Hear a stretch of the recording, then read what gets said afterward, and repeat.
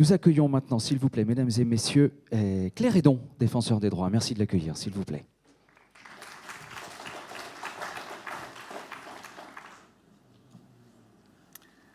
Bonjour à toutes et à tous. Je suis vraiment très heureuse d'être avec vous aujourd'hui pour un sujet qui m'intéresse depuis longtemps dans mes fonctions avant et puis qui est une préoccupation de l'institution que je dirige.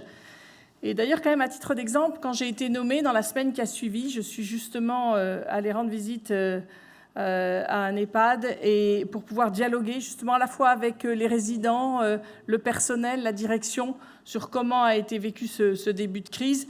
Et puis j'y suis retournée aussi plus récemment et vous le savez que nous avons rendu au début du mois de mai un rapport consacré aux droits fondamentaux des personnes âgées accueillies en EHPAD. Je vais bien sûr vous parler de ce rapport, mais peut-être que en introduction, j'ai envie de vous dire quelques mots sur ce qu'est exactement l'institution du défenseur des droits et comment nous travaillons, parce que ça permet d'expliquer la suite sur ce rapport.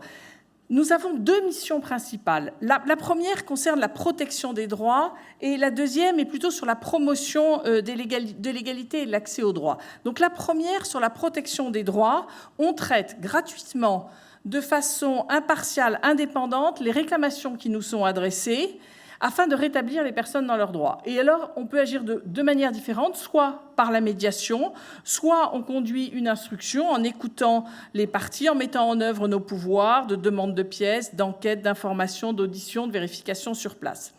Et puis la deuxième, c'est la promotion de l'égalité et des droits. C'est-à-dire qu'en fait, quand nous constatons, au travers des réclamations que nous recevons, qu'il y a des thématiques et des sujets récurrents, eh bien, nous produisons justement des rapports avec un certain nombre de recommandations qui s'adressent au gouvernement, mais qui s'adressent aussi aux professionnels.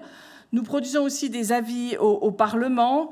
On sensibilise aussi le grand public sur le terrain et on assure aussi des formations auprès des professionnels. Le tout dans nos 5 domaines de compétences que sont la défense des droits des usagers et des services publics, la protection des droits des enfants, la lutte contre les discriminations, le respect de la déontologie des forces de sécurité et la protection des lanceurs d'alerte.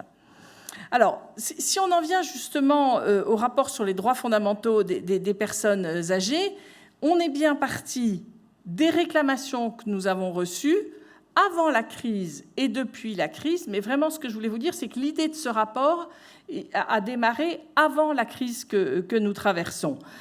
Au cours des 6 dernières années, on a reçu à peu près 900 réclamations, dont 200 depuis le début de la crise, et dont un certain nombre ne sont pas des réclamations individuelles. Je pense à 2 réclamations qui concernaient 200 et 300 personnes en EHPAD. Et 80% d'ailleurs de ces réclamations mettent en cause les EHPAD.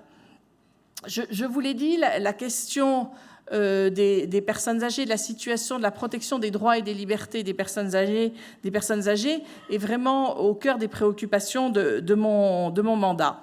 Et puis donc c'est pour ça que je suis allée déjà 2 fois dans des EHPAD et je continuerai parce qu'un rapport comme celui que nous avons rendu, nous avons aussi envie d'en faire le suivi et de savoir ce que deviennent nos recommandations. J'étais d'ailleurs assez heureuse en entendant Brigitte Bourguignon, de voir qu'il y avait quelques points qui avaient déjà été repris aussi d'ailleurs du combat que vous menez pour faire entendre la voix des personnes âgées. Donc ce rapport, il a été nourri, je vous le disais, des réclamations, de mes visites sur le terrain, et puis de façon plus générale des échanges que l'institution a avec les professionnels. Donc des entretiens, des auditions, à la fois d'associations, de syndicats, de fédérations, d'institutions, des visites au sein de plusieurs EHPAD publics et privés, des échanges avec notre comité d'entente sur l'avancée en âge. On a différents comités d'entente sur nos compétences où on réunit à la fois des professionnels associatifs pour, je dirais, réfléchir ensemble, voir les difficultés, voir ce que nous pourrions porter de façon plus importante. Et puis, des informations aussi qui nous ont été transmises par les ARS, les agences régionales de santé. Je voudrais, avant de le détailler, venir aussi sur l'objectif de ce rapport et le clarifier. Il s'agit vraiment pas... J'ai d'abord vraiment conscience de l'engagement des professionnels dans ce domaine. Il ne s'agit absolument pas de montrer du doigt ni des professionnels ni des établissements.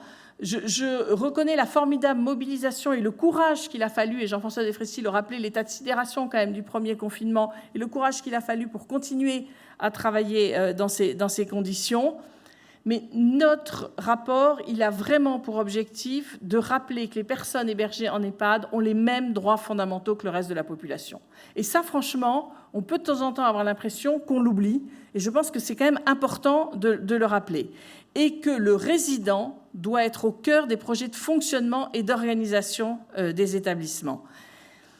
Les droits et libertés des personnes âgées ne peuvent pas être la variable d'ajustement face au manque de moyens et de personnel au sein des EHPAD. Et ça aussi, on a parfois cette impression. Alors, j'en viens aux principaux constats que nous dressons dans ce rapport. D'abord, sur les saisines que nous avions reçues, je dirais, avant la crise que nous traversons, avant le premier confinement. Il y en a une partie qui concerne le principe du libre choix, du consentement éclairé, du droit à l'information de la personne qui est accueillie. Faute de prévoir le temps, l'accompagnement nécessaire pour recueillir le consentement éclairé, les personnes qui résident en EHPAD se trouvent souvent privées d'informations claires et compréhensibles dont elles auraient besoin. Et je trouve qu'on l'a entendu tout à fait dans la vidéo au début, et ça a été redit plusieurs fois. On ne leur demande pas toujours suffisamment leur avis, mais on peut d'ailleurs élargir ça à pas mal de politiques en général. Je trouve qu'on ne demande pas assez l'avis aux personnes concernées. Les situations que nous avions là dans les réclamations ont montré aussi des atteintes aux droits et à une prise en charge et un accompagnement adapté.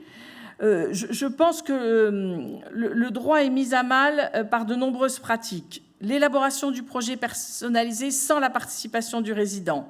Les repas servis moulinés, mixés, faute de proposer une aide pour couper les aliments. La position systématique de couches sans considération de la situation de chaque résident. L'organisation de repas tenant compte seulement des contraintes organisationnelles de l'établissement. Et puis les libertés d'aller et venir sont aussi un autre motif de saisie fréquent. Et ces atteintes sont parfois justifiées au nom de la sécurité des résidents, mais aussi parfois sans aucune contre-indication médicale qui a été réellement posée. Quand je dis tout ce que je viens de vous dire, j'ai tout à fait conscience que ce n'est pas du tout une généralité de l'ensemble des établissements. Et nous arrive évidemment à l'institution que ce qui ne va pas. Le propre de notre institution, c'est d'avoir des réclamations de personnes qui se trouvent en difficulté. Et puis, ce que je viens de vous citer, ces atteintes, elles ont été manifestement, nettement aggravées par la crise sanitaire.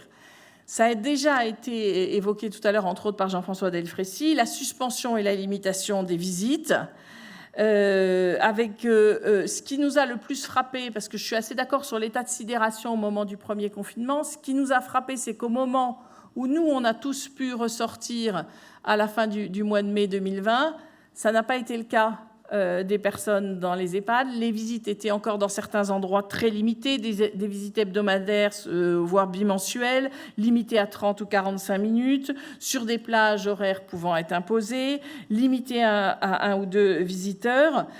C'était quand même des atteintes aux droits des personnes âgées assez considérables.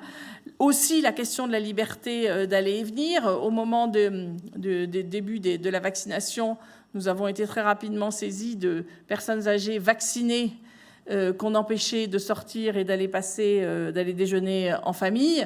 On peut vraiment se demander à ce moment-là si on est dans le raisonnable et dans l'équilibré.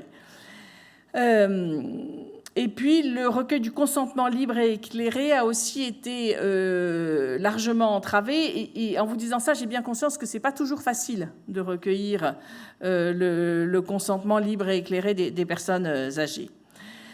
Alors, pourquoi on se retrouve confronté à ce genre de situation? Il y a plusieurs causes qui nous ont paru frappantes au moment où on a travaillé sur ce rapport.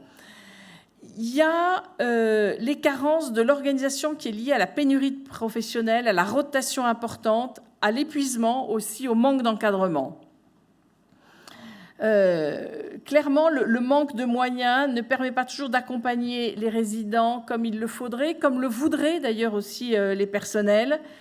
Et ce manque de moyens peut engendrer de la maltraitance institutionnelle qui se traduit par exemple par une standardisation des conditions de prise en charge ou une absence de prise en compte des signalements. Et l'autre point qui me paraît important, c'est que, s'agissant des mesures prises pendant la crise, les dérives observées ont été favorisées par le défaut de cadre juridique abouti. Au niveau national, les mesures dictées pour organiser la gestion des EHPAD ont été prises en fait sous la forme de protocoles, de recommandations, de plans qui étaient publiés sur le site internet du ministère des Solidarités et de la Santé. Et en fait, ce recours au droit souple, plutôt qu'à des dispositions législatives ou réglementaires, prive les mesures prises de garanties procédurales prévues, c'est-à-dire la lisibilité, l'accessibilité, le contrôle juridictionnel ou par les ARS et par les conseils départementaux. Donc non seulement les résidents et leurs familles ne savaient pas trop où aller, mais pas non plus à avoir de recours. Et ce qui fait que les directeurs d'établissement ont eu une large latitude pour interpréter les consignes éparses. Et ce n'était pas facile pour eux. Et ça, j'ai été très vite alertée par des directeurs et directrices d'EHPAD qui m'ont dit à quel point cette partie-là était difficile, il fallait aller à la pêche d'informations, ils ne savaient pas forcément comment les interpréter. Et la majorité d'entre eux ont essayé de trouver le meilleur équilibre entre la protection de la santé des résidents et des salariés et le respect des droits d'autre part. Et certains d'entre eux, devant le risque de voir leur responsabilité engagée, ont choisi du coup d'adopter des limitations beaucoup trop strictes. Donc, à la suite de ce rapport, après avoir bien analysé, je dirais, l'ensemble des réclamations que nous avons, écouté les différents professionnels, établi les causes, on a fait un certain nombre de recommandations. Et je voudrais vous en citer quelques-unes, je vais évidemment pas toutes vous les citer. La première, pour améliorer la qualité de l'accompagnement, nous préconisons de fixer un ratio minimal de 8 encadrants pour 10 résidents, comme le préconise d'ailleurs le Haut Conseil de la famille, de l'enfance et de l'âge. Sachez qu'en Allemagne, c'est 10 pour 10. Donc, en disant 8 pour 10, on est vraiment sur un minimum qui nous paraît vital. Désigner, d'autre part, un référent consentement qui est chargé de veiller à la recherche effective du consentement des résidents. Promouvoir la permanence de nuit par la généralisation de la présence d'une infirmière. J'ai entendu Madame la Ministre, ça a l'air d'être prévu et c'est à mon avis une très bonne chose. Rendre obligatoire une formation initiale et continue à la bientraitance, à l'attention de tous les professionnels intervenant dans l'accompagnement et le soin des résidents. Donc ça, c'était une première série de recommandations sur l'accompagnement. Il paraît aussi indispensable de rendre davantage effectives les dispositions protectrices des droits des résidents. Je pense particulièrement à la personne de confiance, dont le rôle n'est pas assez compris par les parties prenantes, même par les résidents et leurs familles. Le projet personnalisé, dont les modalités d'élaboration doivent être précisées, et je l'ai dit, faites avec la personne. Et puis aussi des audits externes et contrôles qui doivent être renforcés. Et s'agissant des mesures restrictives de liberté, nous le redisons, un cadre juridique spécifique doit être défini. La crise sanitaire a confirmé que nos droits et libertés n'étaient pas hors d'atteinte, qu'il y avait besoin d'être sans cesse rappelés et défendus. Ceux des personnes âgées doivent l'être d'autant plus qu'au nom de leur protection, on n'hésite pas bien souvent à rogner sur leurs droits. Et c'est bien aussi par leur vulnérabilité et à cause de leur vulnérabilité qu'on s'est permis à certains moments de porter atteinte à leurs droits. Et il faut se rappeler et défendre les droits des personnes vulnérables. Il est essentiel que nous continuions tous à être vigilants sur leur situation. Et je trouve que c'est bien qu'un congrès comme celui-là y contribue, qu'il y ait des moments de réflexion et d'échange. Je vous remercie beaucoup pour votre attention et je vous souhaite 2 journées pleines d'échanges passionnants. Merci beaucoup, Claire Hédon. Si vous avez encore quelques minutes peut-être à nous accorder, si jamais il y avait des questions, des témoignages dans la salle par rapport à ce que vient d'évoquer Claire Hédon avec nous, et je pense même que celles et ceux qui nous regardent à travers les écrans peuvent également, via un chat, nous poser des questions. Alors, pour l'instant, il y a une assimilation de l'information. Il y en a une à droite. Ah, pardon, je ne vous avais pas vu, madame. Alors, on va vous apporter un micro. J'étais embêtée de vous laisser sans voix. Voici le micro qui arrive. Bonjour, donc je me présente Bernadette Ojardias. Je suis vice-présidente du collectif EHPAD Famille 42 et autres départements, puisque nous avons des témoignages de familles d'une quarantaine de départements. Donc je rejoins Madame Hédon parce qu'effectivement, il y a beaucoup de choses qui se passent très bien en EHPAD, sauf que nous recevons les témoignages de ce qui ne va pas.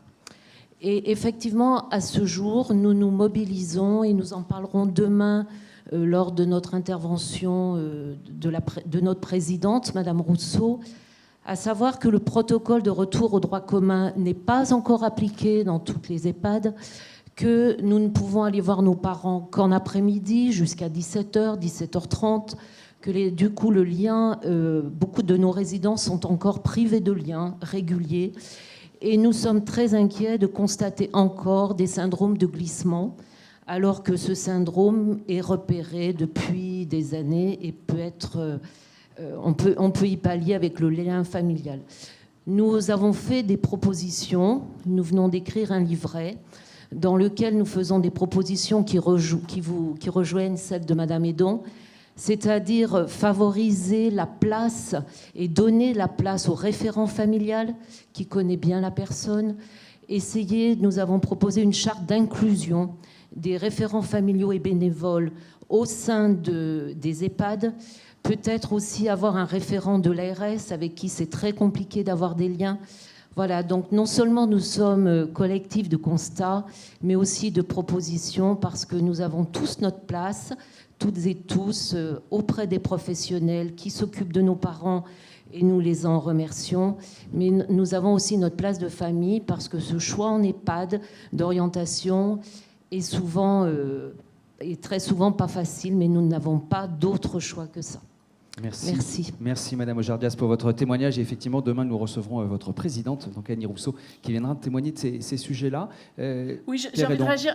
Merci beaucoup sur ce que vous venez de dire, parce qu'on a besoin d'être tenu au courant. Quand je vous dis qu'on veut faire des suites de nos rapports, c'est qu'on veut voir, quand on fait des préconisations, ce qui est appliqué, ce qui n'est pas appliqué. Et entre autres, ce que vous êtes en train de dire sur le fait que c'est encore compliqué dans certains EHPAD en termes de droit de visite, je ne voudrais pas dire de bêtises, Loïc Ricourt est juste devant, qui dirige le pôle chez nous, et ça vaut le coup que vous échangiez avec lui, parce que faites-nous remonter les situations. En ce moment, on a beaucoup moins de réclamations et quasiment plus de réclamations sur ces questions de droit de visite, mais ça prouve ce que vous venez de dire, qu'il existe encore des problèmes. C'est important que nous soyons au courant, parce que vous voyez comme je le fais là, je continue à porter ce rapport, entre autres auprès des autorités et auprès du gouvernement quand je les rencontre, et je pense que c'est bien de resignaler. Et je peux vous dire que j'ai eu une audition à l'Assemblée nationale cette semaine sur une proposition de loi sur l'obligation du respect du droit de visite, que ce soit dans les hôpitaux et dans les EHPAD. Et ce que vous venez de dire, du coup, je leur retransmettrai en leur disant que ça continue dans certains EHPAD. Donc merci de nous le dire, et n'hésitez pas à continuer à nous faire remonter, parce que c'est quand même par vous qu'on arrive après à faire remonter au niveau du gouvernement les difficultés. Donc merci pour votre intervention. Allez, Claire Hédon, on prend une toute dernière question. Monsieur. Oui, bonjour Madame Claire Hédon, je m'appelle Monsieur Frédéric Jonot, je suis meilleur ouvrier de France. Je ne vois pas où vous êtes. Ici, tout au bout. Merci, parce que c'est mieux de Je suis mauvais élève, je suis à la fond de la classe. C'est ça, près de la fenêtre. Donc je m'appelle Frédéric Jonot, je suis meilleur ouvrier de France, donc très concerné aujourd'hui par ma mère qui est 94 ans et dans un peu Alzheimer. Donc je me suis aperçu au fil du temps, et dans ce que vous dites, ça m'interpelle une question qui est: où est le droit à l'alimentaire dans ce que vous dites aujourd'hui? Où est le plaisir gourmand? Parce qu'on est dans un aspect normatif qui nous empêche et qui empêche les enfants et les parents de manger convenablement. Et on est mis dans un côté coût. On donne 1,50 €, 2 €, grand maximum, sur des coûts de 3 000, 4 000. Hein, ça va de 2 à 5 000 €. Je ne comprends pas. Voilà, je suis juste un utilisateur et très concerné. Je fais partie du membre réseau Eurochef et aujourd'hui, on essaye de remettre le plaisir gourmand au sein des EHPAD. Donc c'est très important. Merci. Je partage complètement votre avis. Nous en parlons d'ailleurs dans le rapport sur les droits fondamentaux des personnes âgées. Et cette question, elle me paraît essentielle. Ça fait partie des plaisirs de la vie, mais pour les personnes âgées, mais comme pour tout le monde. Et je trouve que la façon... Alors ça dépend des endroits. Hein. Il y a quand même des EHPAD où il y a une alimentation locale, en plus, la façon dont ça pourrait faire vivre mieux les agriculteurs locaux. Je pense qu'on pourrait faire beaucoup mieux et je suis 10 000 fois d'accord avec vous. Et qu'il y a des choses qui aient du goût. Merci beaucoup, Claire Hédon, d'avoir Merci été à vous avec et nous ce vraiment matin. bon Merci congrès. infiniment. Merci, on peut remercier, s'il vous plaît, Claire Hédon d'avoir été avec nous ce matin.